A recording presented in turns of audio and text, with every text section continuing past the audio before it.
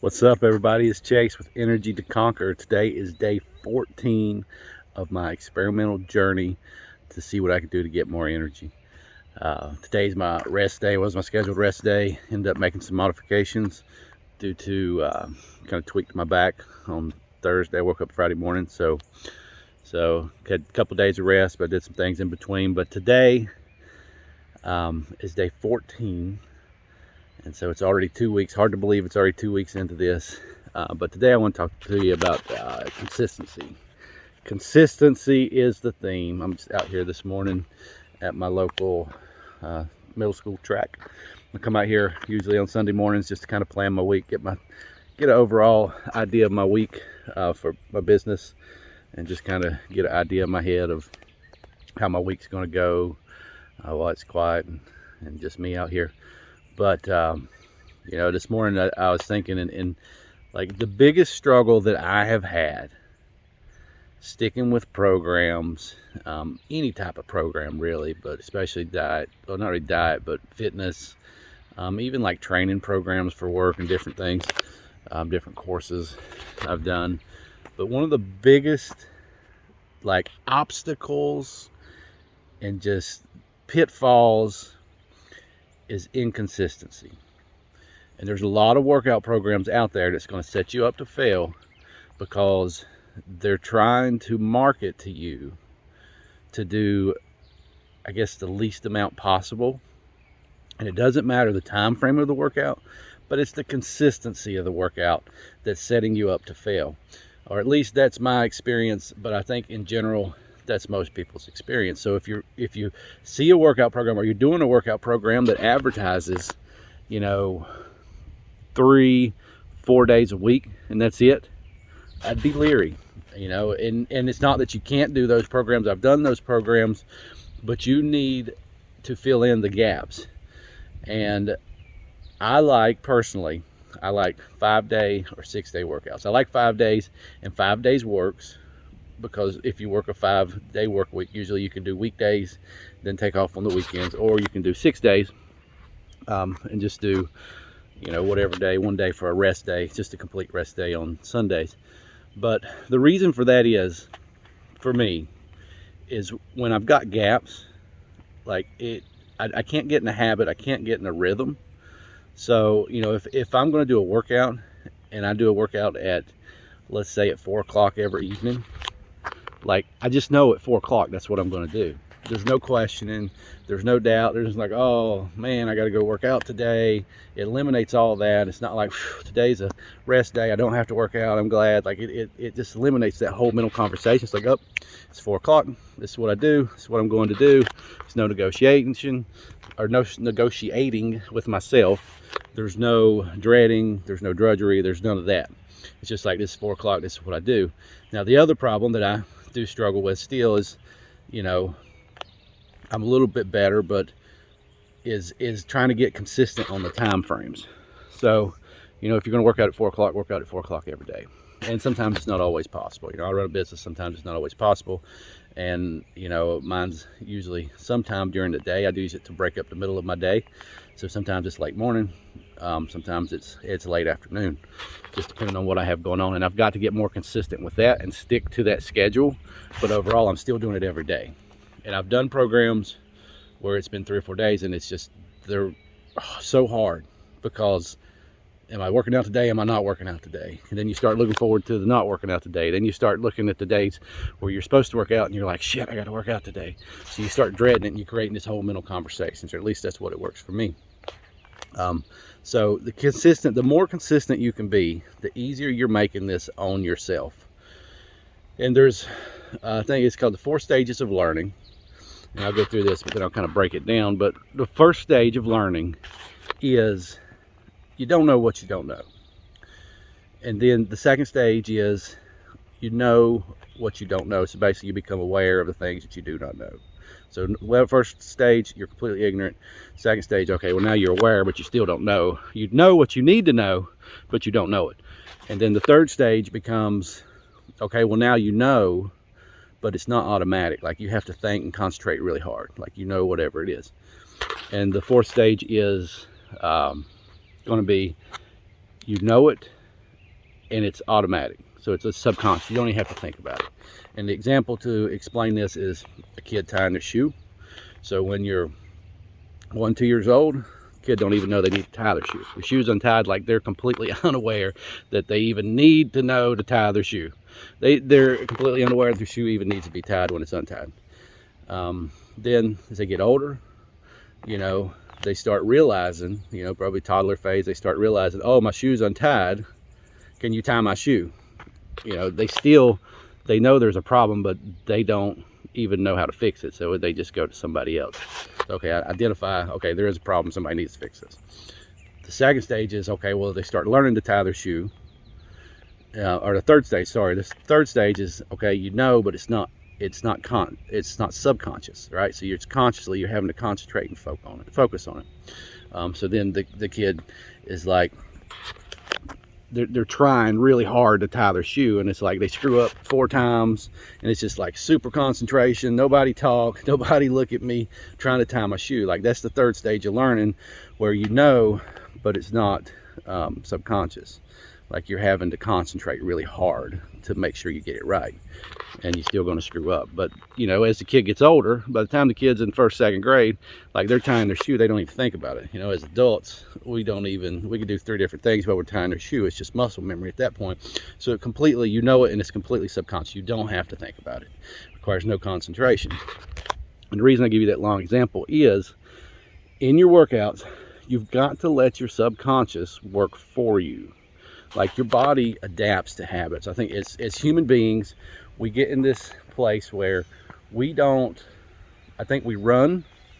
from mundane habits. I know, or at least from my experience, I run from those, but really our body and our mind craves those situations. We don't want to make our whole day and our whole life just rigid and mundane, doing the same thing over and over at the same time.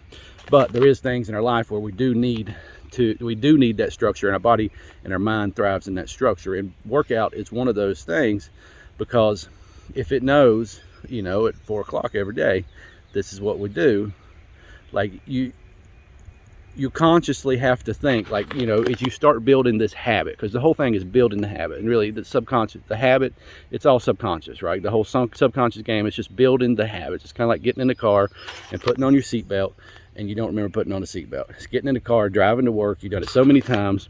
You get there and you're like, oh my God, I don't even remember getting here. I don't remember how I got here. I don't remember driving here. I hope I didn't kill nobody and run nobody off the road. I hope I didn't run no stoplights. It's that whole game is all the subconscious game, and it's the habit. And your subconscious is there to help you. It's there so you don't have to waste thought energy and mental energy on these tasks and on these subjects. So you can just kind of focus on the important things and let the stuff that you've kind of trained your brain, in a sense, to do it on its own, and it consumes the least amount of energy or mental focus, whatever it is. So with your workouts, if you do this long, when you first starting out, it's hard to remember your workouts. You kind of dread your workouts, and then you're like, what do I do on my workout? So it's just all this mental energy to even get to the workout. But as you do this, and you do it for, you know, 1 month, 2 months, 3 months, you know, 6 months, 1 year, 2 years, like, it just becomes habit, and it's like just what you do. So you don't even have to think about it. You just show up, basically. You know, that's what you're going to do. You know, you're just going to show up and work out, whatever the workout is. You're just going to show up and do it, and you don't even think about it. And you're putting that habit into place and letting your subconscious mind work. So you're not even having to think about the workout. You're not having to dread. You don't have to do anything.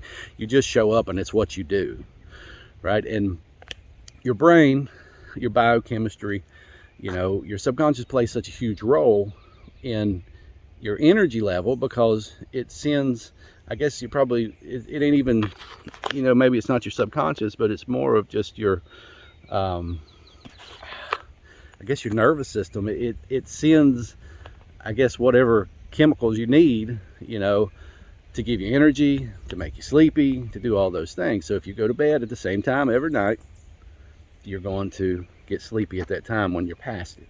If you wake up at the same time every day, well, if you know, whatever reason, you don't set your alarm clock, you're going to wake up around that same time of day. Your body's sending that signal, okay, release energy, or whatever it does. And then the same thing with getting hungry. Like, if you eat at the same time every day, well, if you don't eat at that time, guess what happens? you're starving, or usually you start getting hungry before that time comes, because you've trained your body and your subconscious to do that. So it's the same thing with your workouts. And if you do your workouts at the same time every day consistently, like, your body's going to spike your energy at that time of day. You're going to have an influx of energy because your body knows what's coming. But if you're all over the place and you're inconsistent in the days, one day you're doing this, one day you're not doing that, one day you do nothing, 2 or 3 days you do nothing, and your times are inconsistent, like, your body doesn't know what's going on. It cannot get into a habit, it cannot get into a rhythm, and it's setting you up to fail. You've got to figure that game out and be consistent in whatever it is you do. So what do you do if the workout plan that you're doing is only a 3-day workout plan and it's got 4 days of rest? Fill in the blanks. Go for a walk, go for a run, do whatever it is, do something else, do yoga, do something on those off days during that same time, and just make it a mental habit. And that's how you win that game, is consistency, consistency, consistency. And I have, I said, 5 to 6 days is my ideal. I really like 5 days because I can play that game with my weekdays. I've got a family, I've got kids, so, my weekends are different, even if I'm working, because I've got a different dynamic. But if you play that game, like on weekdays, like, I can adjust my mind to, like, okay, this is what I do on weekdays, and this is my weekday habit, and then these are my weekend habits, right? And so 5 days works good for me. I like 5 days. A lot of programs, I do 6, some of them 7. 6 days is not so bad. I do Saturday, and just completely Sunday is really rest, just kind of recharge day, family day, that kind of stuff. I don't dig too much into work. Like this morning, I go clear my head and kind of get a general idea of my week, just kind of get a game plan together for my week, just the overall big picture. And sometimes Sunday evenings I'll go and just kind of write things out if I got a lot going on, and kind of get a game plan, so I wake up Monday morning, I'm ready to go. But I did 75 hard program, and that's a 7-day-a-week program. So it's 75 straight days, and if you fail on any of the tasks, there's like 5, 6 tasks, I can't remember, 5 tasks, but if you fail on any of those, including your workout, including all the other things you got to do, your diet, you have to start over to day 1. There's no rest days, there's no cheat meals, there's no cheat days. Like, you got to do 2 45-minute workouts every single day for 75 days. You've got to hit your diet. You can't stick to your diet for 75 straight days. You got to drink a gallon of water. You got to read 10 pages in a book. You got to do all this stuff, and you got to take a daily picture, which is the hardest thing. I failed almost every time I failed that program and had to start over. It was because I missed a daily picture. But it's really more of a discipline than anything.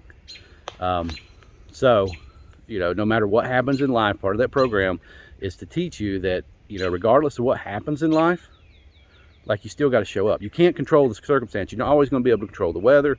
You're not going to be able to control what's going on in life, but you still got to show up. And that program has developed the habit. And I had 7 days. I've did that program. Like I said, it probably total last year, I probably did that for well over 125 days. But, that instilled the habit in me. And I can tell you, it's 7 days a week. Like, you can do it. It does work. It's not my preferred thing to do, just the regular stuff, but for that challenge, yes, do it. I did it, and I'm going to probably do that challenge again later, probably at the end of this journey. I got off of the challenge. I was on 75 hard again, and I had a foot injury, so I had to start over, or I just did day 27, and that's kind of what led me down the path to starting this, because I got off track, completely went out in the weeds with my diet, with exercise program, waiting on my foot to heal. I took 2 weeks off for it to recover. I was going to jump back in it. Well, 2 weeks, it wasn't any better, so ended up being about 5 weeks, and I jumped into this. But that's where I'm at with it. But I say all that to say, you've got to get to a program that is consistent, and you're going to have to create the program that's consistent if the program you're doing is not consistent. And it's up to you to develop that habit and that muscle, and just ingrain it in your subconscious that this is what I do on these days at this time. But it's got to be enough that it's consistent. You can't just do it 3 days a week or 4 days a week. You're going to have to make it consistent every single day.